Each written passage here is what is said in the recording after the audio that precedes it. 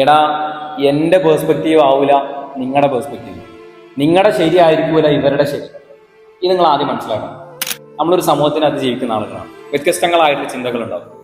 പലർക്കും പല വിധത്തിലായിരിക്കും അഭിപ്രായങ്ങൾ ഉണ്ടാവുക. ഒരു ഉദാഹരണം പറയുകയാണെങ്കിൽ, പണ്ട് ഗ്രാമത്തിലൊരു കർഷകനുണ്ടായിരുന്നു.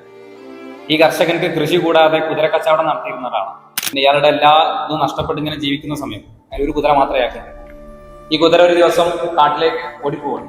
അവിടെയുള്ള പട്ടണത്തിലുള്ള ആളുകളെല്ലാം പറഞ്ഞു ഇയാളുടെ കഷ്ടകാലം ഒരിക്കലും നിൽക്കാൻ പോകുന്നില്ല എന്ന് പറഞ്ഞിങ്ങനെ നിൽക്കുന്ന സമയം. അങ്ങനെ കുറച്ച് കഴിഞ്ഞ സമയത്താണ് ഈ കുതിരയുടെ കൂടെ ഒരു 4 കുതിര കൂടെ കുട്ടി വരുന്നത്. അപ്പൊ ആളുകൾ പറഞ്ഞു ഇയാളുടെ ഭാഗ്യം തുടങ്ങി, ഇനി ഇയാൾക്ക് വെച്ചടി കയറ്റമായിക്കുന്നു പറഞ്ഞു. അങ്ങനെ ഈ വന്ന കുതിരയുടെ മുകളിൽ കയറി ഇയാളുടെ മകൻ, 20 വയസ്സ് മാത്രം പ്രായമുള്ള ഇയാളുടെ മകൻ അതിൽ റൈഡ് നടന്ന സമയത്ത് അവൻ താഴെ വീണു, കാലിന്റെ എല്ലൊടിഞ്ഞു.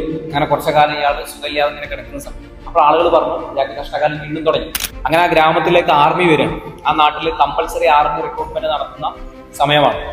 അങ്ങനെ ഈ മകനെ മാത്രം ആർമി കൊണ്ടുപോയില്ല, എല്ലാവരും കൊണ്ടുപോയി, ആ പ്രായത്തിന് മധ്യയിലുള്ള ആളുകളെല്ലാം.